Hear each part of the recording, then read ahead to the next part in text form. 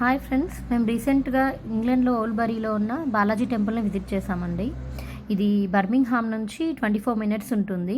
Birmingham నుంచి చాలా trains ఉన్నాయి, అలాగే బస్సెస్ ఫెసిలిటీస్ కూడా ఉన్నాయి. చాలా ఫ్రీక్వెంట్గానే ఉన్నాయి.